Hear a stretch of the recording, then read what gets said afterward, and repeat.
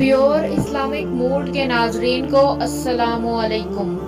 حضرت انس بن مالک رضی اللہ عنہ سے روایت ہے کہ رسول اللہ صلی اللہ علیہ وآلہ وسلم نے فرمایا، 3 چیزیں ایسی ہیں کہ جس شخص میں بھی پائی جائیں ایمان اس کو لذیذ معلوم ہوگا،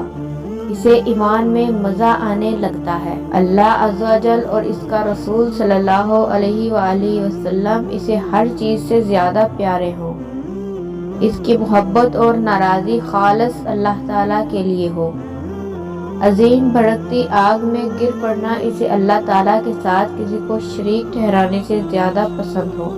حضرت ابن مسعود رضی اللہ تعالیٰ عنہ بیان کرتے ہیں، رسول اللہ صلی اللہ علیہ وآلہ وسلم نے فرمایا، تم لوگ آگ پل صراط پر وارد ہوں گے، پھر وہ اپنے اعمال کے مطابق وہاں سے پار ہوں گے، ان میں سے سب سے پہلے بجلی چمکنے کی مانند گزر جائیں گے، پھر ہوا کی مانند،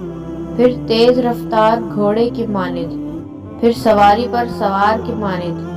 پھر دوڑنے والے آدمی کی مانند، اور پھر پیدل چلنے والے کی مانند اس پل سے گزریں گے جو جہنم پر نصب ہوگا۔ حضرت ابو ہریرہ رضی اللہ تعالیٰ عنہ بیان کرتے ہیں، رسول اللہ صلی اللہ علیہ وآلہ وسلم نے فرمایا،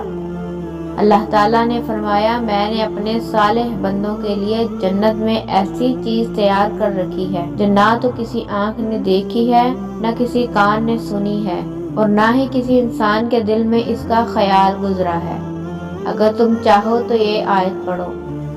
کوئی نفس نہیں جانتا کہ ان کی آنکھوں کی ٹھنڈک کے لیے کیا چیز چھپا رکھی ہے۔ ناظرین، اگر آپ کو حدیث نبوی صلی اللہ علیہ وآلہ وسلم سننا پسند ہے تو ہمارے چینل کو سبسکرائب کریں۔ شکریہ۔